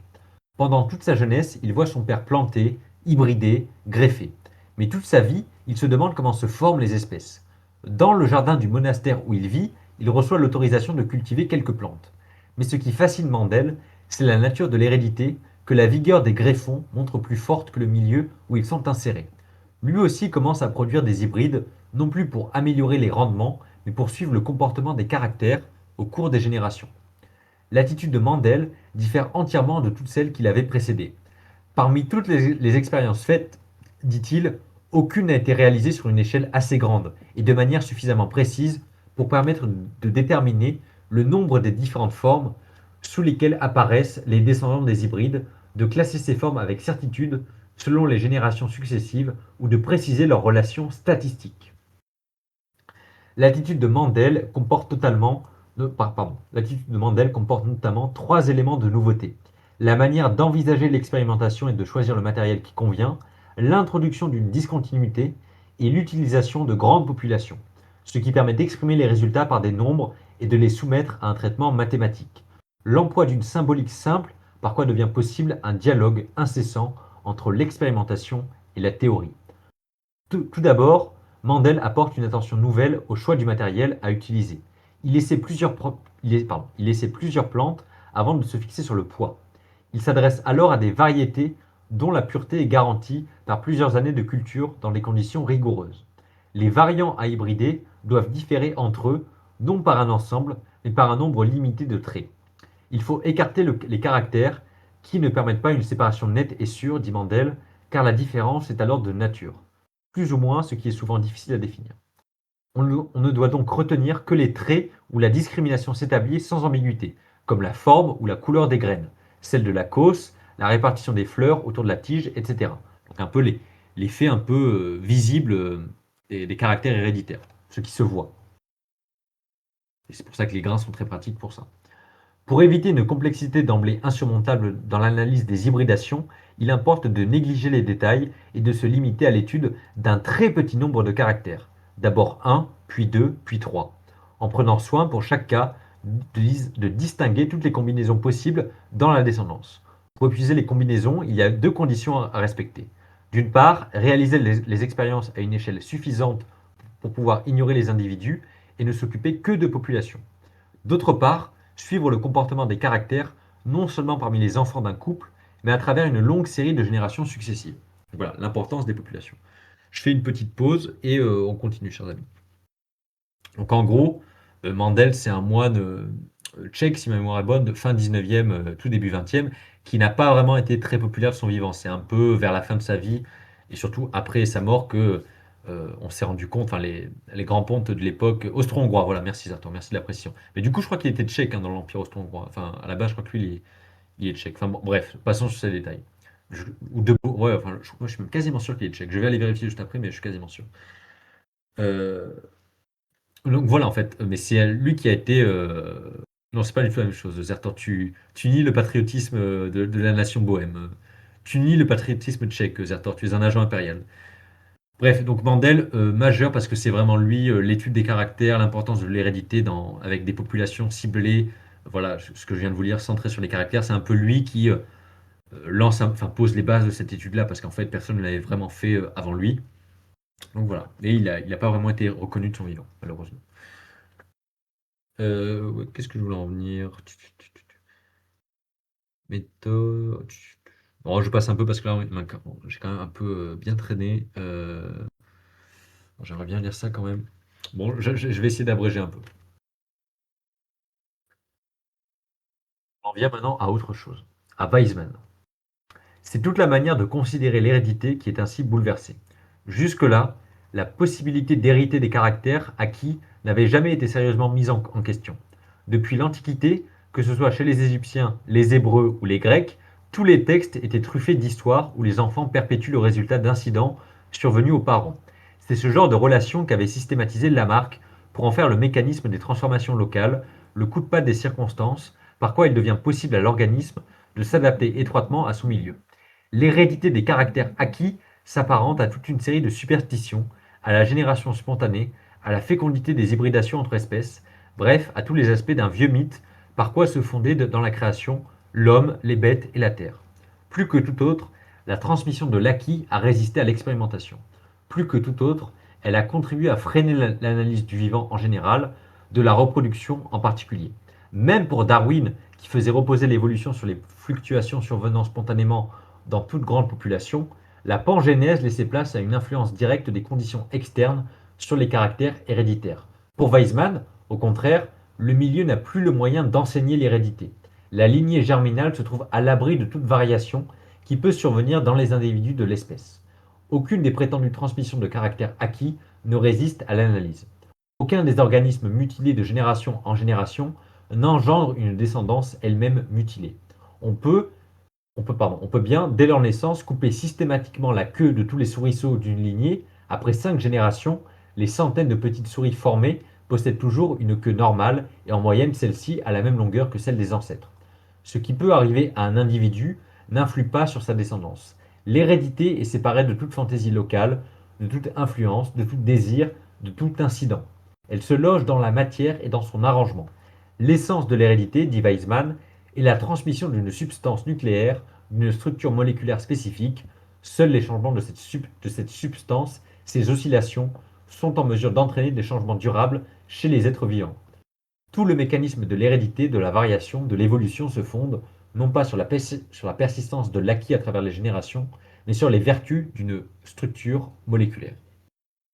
Là, vous avez bien compris qu'un peu c'est l'ADN qui est déjà deviné un peu avant l'heure. Alors, je précise, François Jacob, il est créé à une époque où l'ADN a déjà été découvert. Depuis peu, mais il a été découvert. Donc, voilà. Qu'est-ce que je voulais dire maintenant? Est-ce que je continue un peu là-dessus? Ouais, les enzymes, c'est un peu ennuyeux quand même. Génétique et biochimie.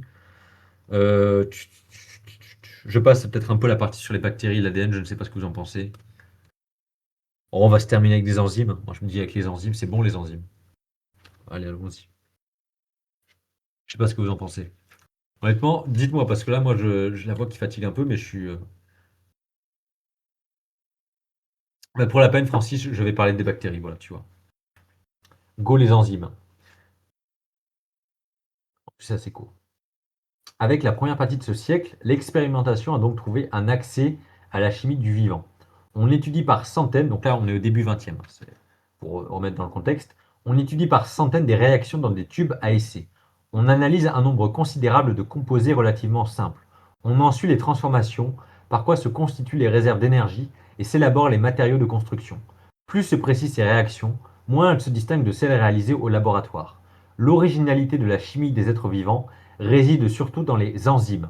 C'est grâce à la spécificité de la catalyse enzymatique, à sa précision, à son efficacité, que peut se tisser le réseau de toutes les opérations chimiques dans l'espace minuscule de la cellule. C'est même ce haut degré d'électivité qui, en permettant à chaque enzyme de choisir un seul des isomères optiques d'un même composé, imprime une dissymétrie à la chimie du vivant. On cherche à caractériser les enzymes, à en déterminer la nature et le mode d'action. Peu à peu, les biochimistes en viennent à associer les activités enzymatiques à la présence de protéines. Chaque activité enzymatique particulière devient même l'attribut d'une protéine particulière. Si la chimie des êtres vivants a un secret, c'est donc dans la nature et les qualités des protéines qu'il faut le chercher. Mais autant les méthodes de la biochimie conviennent à l'analyse de molécules relativement simples, autant elles paraissent mal adaptées à celles de ces énormes architectures moléculaires. Fragiles, instables, les protéines se dénaturent facilement. Difficiles à manier, elles échappent aux moyens classiques d'étude. En les dégradant par des méthodes diverses, pardon, j'ai le syndrome Gilles de la Tourette, en les dégradant par des méthodes diverses, on les trouve formées par l'assemblage de quelques molécules simples, les acides aminés, liés par centaines dans une molécule de protéines. Peu à peu s'élaborent des méthodes nouvelles pour les préparer, les isoler, les purifier. On parvient même à cristalliser certaines protéines enzymes, tout comme des sels métalliques. Voilà encore un obstacle qui disparaît entre les deux chimies. Mais les protéines restent des architectures d'une exceptionnelle complexité. La biochimie ne trouve encore aucun accès à la structure de ces molécules, à l'agencement des acides aminés, par quoi s'établit le pouvoir de fixer spécifiquement un métabolite à l'exclusion de tout autre et d'en catalyser la transformation. L'analyse des protéines exige des techniques et des concepts neufs. Ceux-ci n'apparaîtront qu'au milieu de ce siècle sous l'influence conjuguée de la physique, de la chimie des polymères et de la théorie de l'information.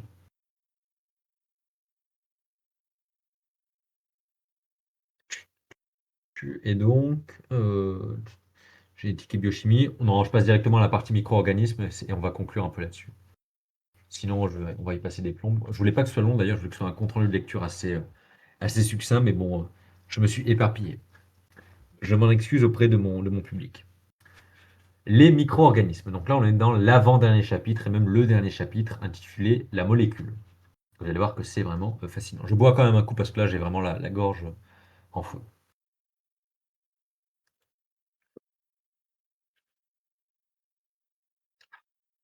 Les micro-organismes. Vous allez voir que les bactéries ont leur importance dans le monde, dans l'univers et auprès de tous les petits-enfants. Au changement des concepts et des techniques vient s'ajouter celui du matériel utilisé dans l'étude de la cellule et de l'hérédité. La génétique classique n'était pas parvenue à combler le vide creusé entre le gène et le caractère. Elle avait conclu à la présence, dans les chromosomes, d'une substance capable à la fois de se reproduire exactement et de porter la spécificité génétique. Là, vous avez compris qu'on parlait un peu de l'ADN. Mais le matériel employé par la génétique pendant la première moitié de ce siècle ne se prêtait ni à la recherche d'une telle substance, ni à l'étude de son mode d'action. Certains efforts pour combiner physiologie et génétique chez la drosophile avaient pu mettre en évidence l'influence des gènes sur certaines réactions chimiques de l'organisme. Là, la drosophile, c'est une mouche, je vous le rappelle. Mais, chez un être complexe qui se reproduit par voie sexuée, l'effet d'un gène ne se manifeste le plus souvent qu'à la suite d'un long délai, après la série des transformations qu'impose le développement et la morphogénèse. Les organismes étudiés par les généticiens ne convenaient pas aux chimistes et inversement. Pour associer leurs efforts, il leur fallait un matériel commun. Contre toute attente, ce sont les micro-organismes qui vont constituer ce matériel, et plus particulièrement les bactéries et les virus. Née près de 3 siècles auparavant de l'invention du microscope, la bactériologie s'était longtemps limitée à l'observation jusqu'aux travaux de Pasteur qui en avait fait une science d'expérimentation. En quelques années, l'homme avait alors eu la surprise de constater que sans les micro-organismes, ce monde ne serait pas ce qu'il est. Mais l'importance des microbes comme agents pathogènes, leur fonction dans les cycles des transformations que subissent les éléments à la surface de la Terre, leur rôle dans nombre d'industries, tout cela devait longtemps rejeter au second plan la valeur des microbes pour l'étude des mécanismes biologiques. La théorie cellulaire avait contribué à unifier le monde vivant, mais les bactéries restaient exclues de cette généralisation. Leur petite taille, en effet, ne permettait pas d'y reconnaître les structures caractéristiques. On ne pouvait guère que les cultiver, les décrire, tenter de les classer. C'est au début de ce siècle que les microbes étaient peu à peu devenus des objets pour la physiologie et la biochimie. L'évolution de la médecine, celle des industries, entraînait une rigueur toujours accrue dans l'identification des germes et dans la connaissance de leurs propriétés. Plus on isolait de microbes, plus il importait d'en définir les caractères pour les distinguer. Même si les microbiologistes se bornaient à étudier la croissance dans des conditions variées, ils n'en parvenaient pas moins à préciser les besoins nutritifs des micro-organismes, leur pouvoir d'utiliser certains composés comme source de carbone, leur sensibilité à l'effet des agents antimicrobiens. Dans le même temps, les chimistes découvraient dans les micro-organismes un matériel particulièrement favorable à leurs études. Plus simple à manipuler qu'un muscle de pigeon, plus reproductible dans ses caractères qu'un foie de rat, une culture de levure ou de bactéries se prête tout aussi bien à l'extraction des constituants, à l'analyse du métabolisme, à la détermination des activités enzymatiques. Pigeons, rats ou bactéries, dans tous ces objets se retrouvaient de remarquables similitudes. Partout, même réaction chimique, mêmes intermédiaires à haut potentiel d'énergie, même activité enzymatique toujours associée à des protéines. Derrière la diversité des formes et la variété des propriétés, se profilait ainsi une unité de composition et de fonctionnement dans le monde vivant. C'étaient toujours les mêmes matériaux qui étaient utilisés pour produire les mêmes constituants. Comme si, bien souvent, la nature ne connaissait qu'une manière d'opérer.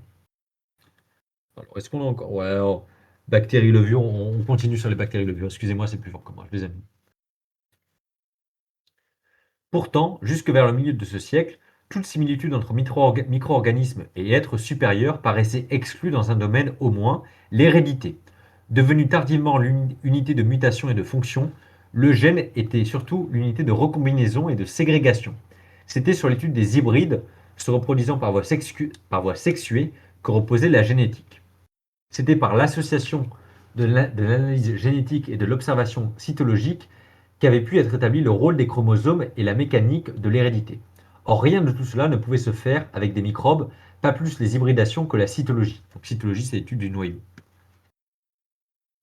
Ils se reproduisaient par voie végétative et l'on n'y trouvait rien qui pût rappeler la sexualité.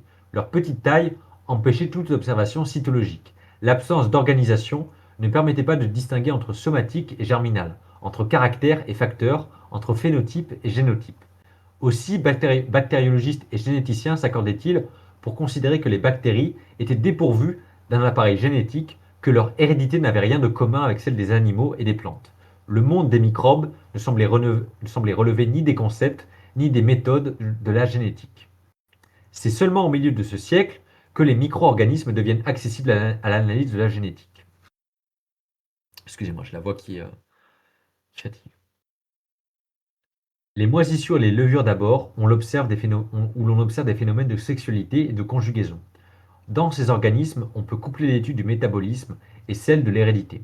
Les caractères qu'on y considère ne sont plus seulement des qualités un peu secondaires, comme la longueur d'une aile ou la couleur d'une fleur.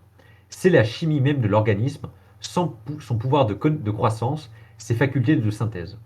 Pour la première fois s'associent un généticien et un chimiste dans l'étude d'une moisissure qui se multiplie dans un milieu simple et y forme tous ses constituants. Le généticien isole des mutants devenus incapables de croître dans ce milieu. Le biochimiste cherche à expliquer cette incapacité. Ce qui apparaît alors, c'est que chacune de ces mutations bloque le métabolisme en un certain point. Chacune empêche la synthèse d'un métabolite essentiel. Chacune altère la qualité d'un enzyme intervenant dans cette synthèse.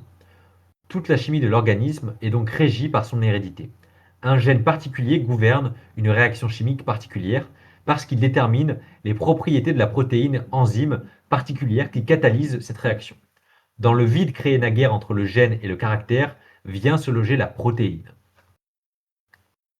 Une fois les réactions du métabolisme ainsi transformées en objet d'étude pour la génétique, il devient possible d'analyser l'hérédité d'organismes aussi simples que les bactéries. Les propriétés qui avaient jusque-là exclu les bactéries de la génétique en font même un matériel particulièrement favorable à l'étude de la variation. Avec leur petite taille et la rapidité de leur croissance, les bactéries produisent en quelques heures d'énormes populations dans de petits volumes. En appliquant à ces cultures les méthodes de la statistique, on constate que la variation y est la conséquence de rares changements quantiques identiques aux mutations des êtres supérieurs. Comme une mouche, une bactérie possède donc des déterminants factoriels héréditaires, c'est-à-dire des gènes. Ceux-ci en gouvernent aussi bien la morphologie que le métabolisme et l'ensemble des propriétés qu'on peut y déceler. Il existe même, chez certains microbes, des phénomènes de conjugaison rappelant la sexualité des organismes supérieurs avec des mâles et des femelles. On peut alors réaliser des hybridations et préciser les relations existant entre les gènes. Ceux-ci sont disposés le long des structures linéaires, semblables aux chromosomes des êtres supérieurs. Il en est de même chez les virus. Dans l'ensemble du monde vivant, il n'y a donc qu'une seule manière d'assurer la permanence des formes et des propriétés à travers les générations. Une seule manière aussi de les modifier. Les règles du jeu génétique sont les mêmes pour tous. Et je pense que c'est un bon moyen de conclure parce que j'ai été beaucoup plus long que ce que je voulais être.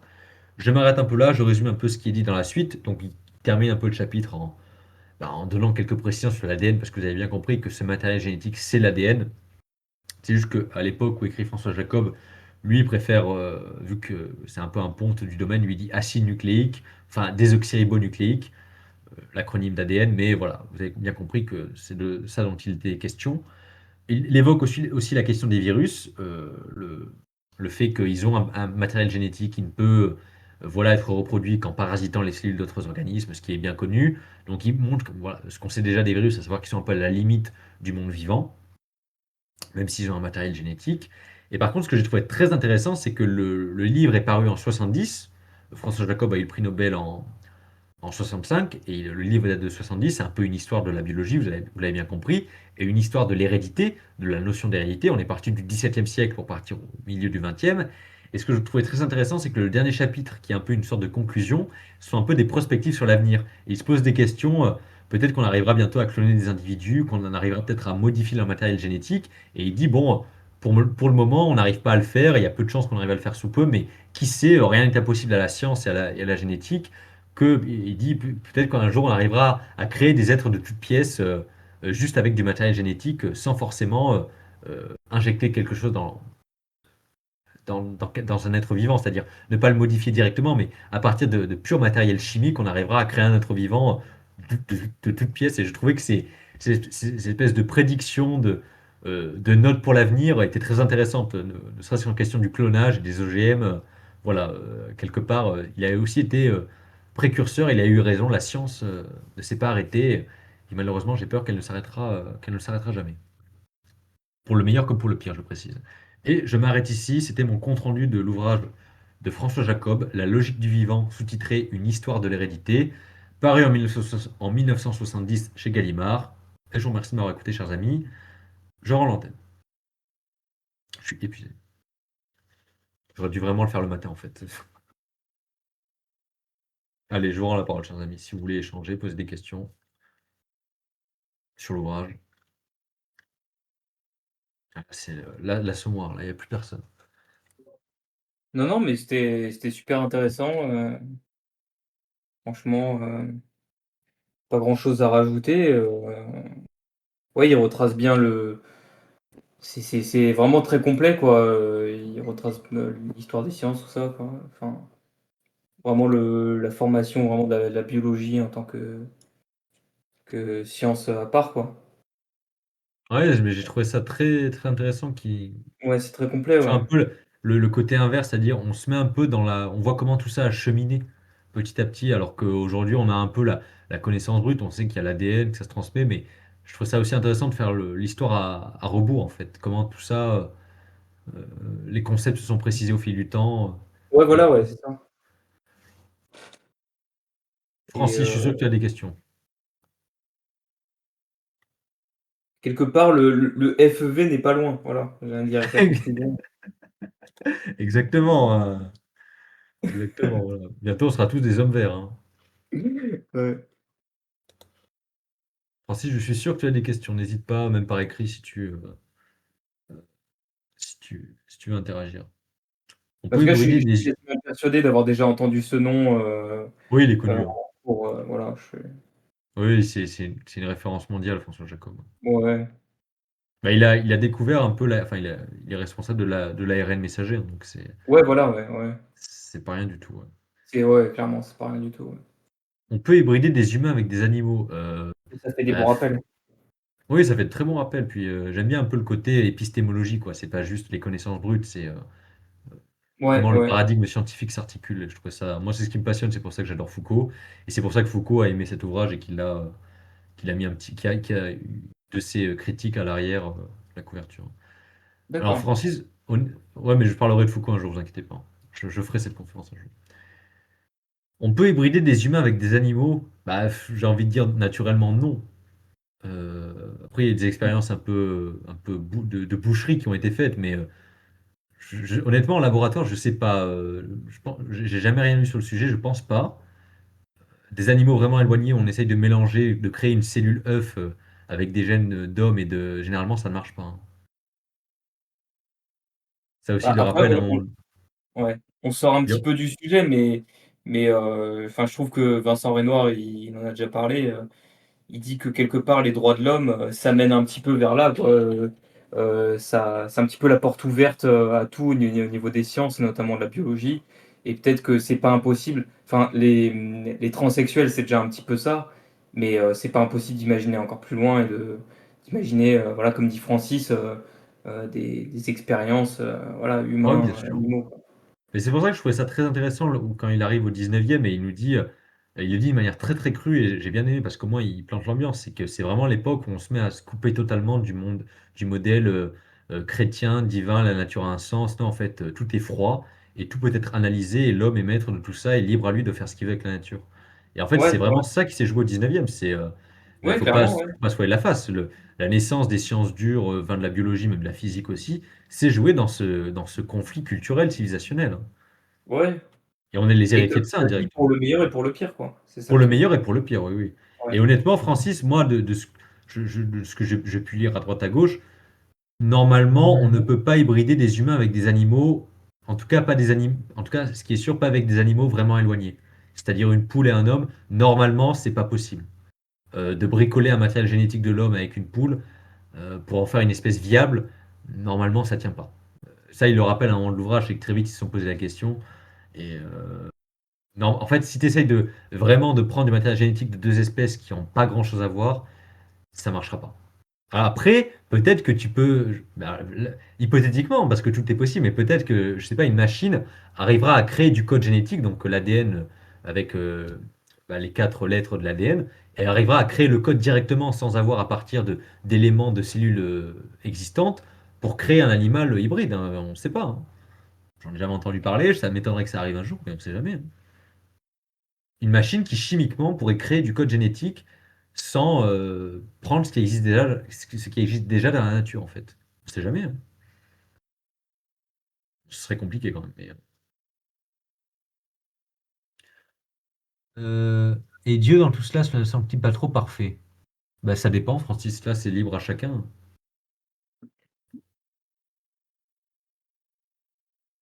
Bah, indirectement, bah, Jacob, et même beaucoup de biologistes avant lui, ils montrent que tout n'est pas, comment dire, tout n'est pas dénué de sens parce que il montre très bien qu'en fait, c'est pas le milieu qui détermine la génétique, ce que beaucoup pensaient au 19e, c'est-à-dire que au final, les gens évoluaient suivant le milieu. Mais c'est pas exactement vrai. C'est-à-dire qu'il y a une information, il y a une tambouille génétique, surtout dans la reproduction sexuée, parce qu'on l'a pas dit, mais bah, une cellule, les cellules les êtres asexués unicellulaires, eux, ils peuvent se reproduire à l'identique. Donc, eux, ils changeront pas au bout de 1 million d'années. Si certains peuvent se reproduire de manière un peu sexuée, mais ceux qui se reproduisent par clonage, eux, ils changent pas. Mais pour la reproduction sexuée, il y a un brassage génétique. Vu qu'il y a un matériel génétique du père et de la mère, et que ben, lors de la création de l'œuf, tout ça, comment dire, tout ça se met en branle. Donc, c'est là où toute la variété génétique apparaît en fait. Se clone pas. Donc par définition, on on n'est pas le simple clone de nos ancêtres. Donc ce qui Ouais. veut bien dire que peu importe l'environnement, il y a une information qui se transmet d'être à être et que c'est pas la nature qui détermine forcément tout. Enfin, ça dépend ce qu'on entend par là. Alors, mais à un moment, tu as dit on descend tous d'un ancêtre commun. Bah, ça, c'est le schéma classique de la biologie. Oui, il y a une espèce d'ancêtre commun. J'en avais parlé il y a très longtemps dans une conférence qui est toujours dans les barbelés sur l'ouvrage du géologue. C'est Ouais, ce qu'on appelle l'arché, là. l'archéologie. Ouais, Ouais. l'arché, voilà. Donc, cette espèce d'être unicellulaire, primitif. La Enfin, soupe biologique, en fait, ouais, globalement. voilà, qui est né de cette soupe biologique au début de la Terre. Mais l'arché, Ouais. comme je l'avais dit lors de cette conférence, qui sera un jour mise en ligne, Inch'Allah, c'est une hypothèse de travail. On n'a pas trouvé de fossile de l'arché. Donc, en fait, cet ancêtre commun à tous les êtres vivants, Francis, si tu veux, c'est le début de l'arbre. On n'a pas retrouvé son fossile.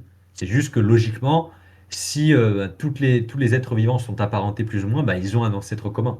Après, est-ce que c'est forcément un individu? Ça peut être une soupe, tu vois, de plusieurs, de bric-à-brac. Mais il le rappelle très brièvement, François Jacob, et je le rappelais dans la conférence de la géologue, et elle donnait plus d'éléments vu que c'est de la géologie.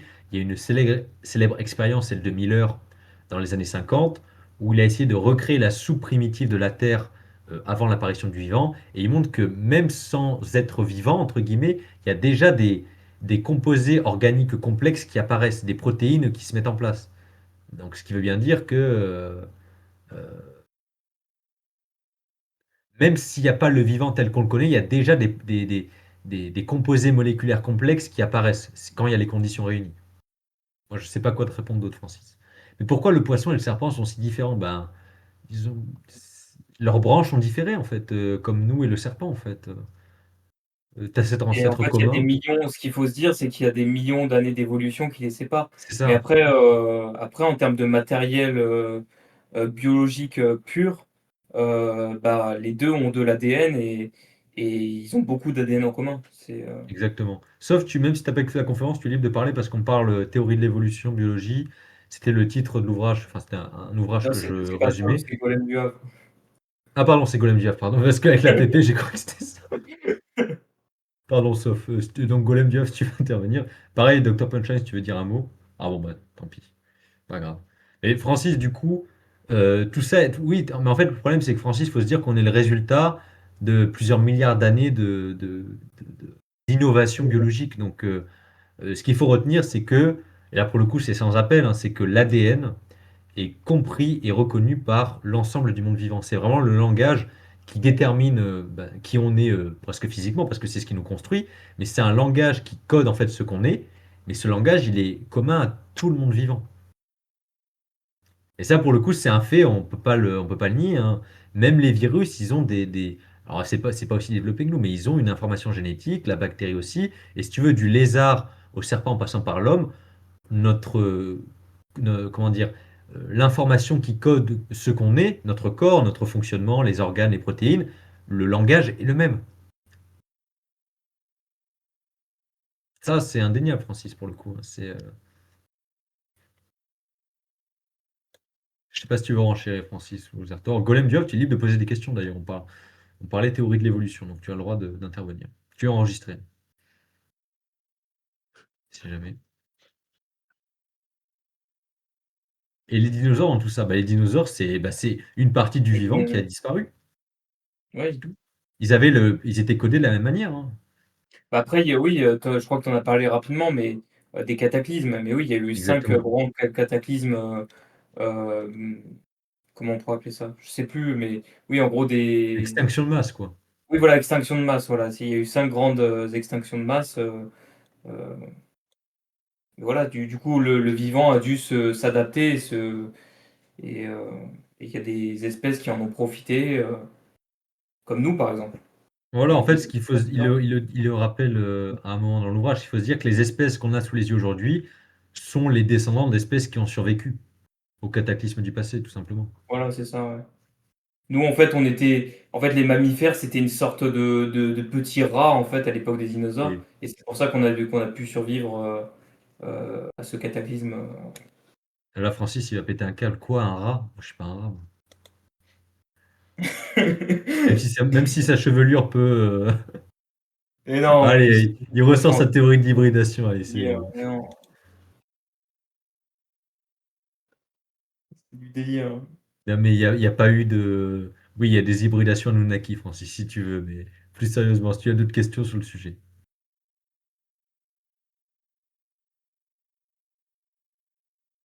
Il faut lire entre les lignes, messieurs. Mais quelle ligne, Francis? Est-ce que dans l'ADN, il y a des traces Il faut lire entre les lignes de l'ADN.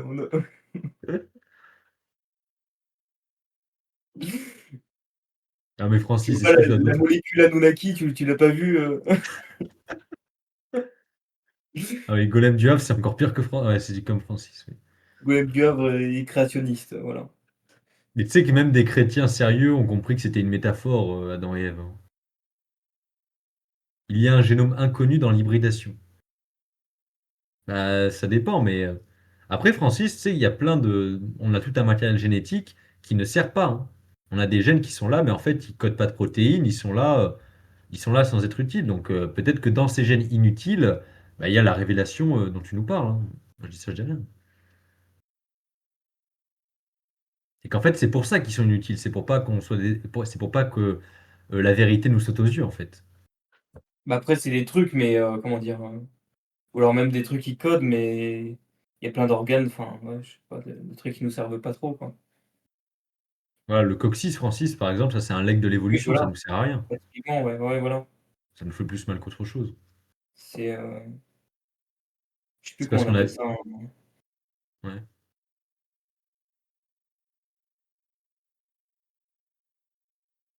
Ça vient des dieux des étoiles, oui, Francis, oui. Nous avons connu une certaine intelligence à un moment. Oui, oui, oui. Ah, mais Golem Dieu intervient, Francis, dites quelque chose, là. Ça fait 2 fois exerçant, on n'est que tous les deux, là, c'est bon. non, mais Plus personne. bah, après l'intelligence, si, c'est sourcé ça aussi, c'est on a pu, en fait, avec le développement, des outils et tout ça, enfin, avec la viande qu'on a mangée, on a eu accès à une bonne source de protéines, et riche, et ça a renforcé notre cerveau, quoi.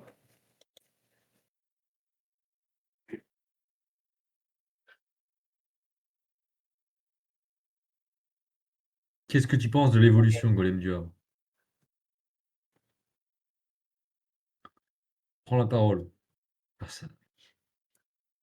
Tout le monde est mort sur le serveur. Le serveur est mort. Le C'est la fin serveur de est la fini. cathédrale. Coupez tout.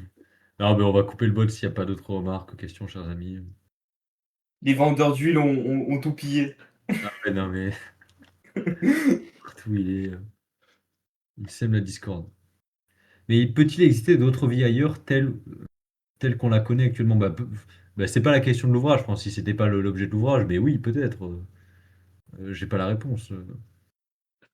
Oui, il peut exister d'autres vies ailleurs, c'est tout à fait possible. C'est même très fortement possible. Après, telle qu'on la connaît actuellement, bah, ça, je sais pas, pour le coup, il y a beaucoup moins de chances.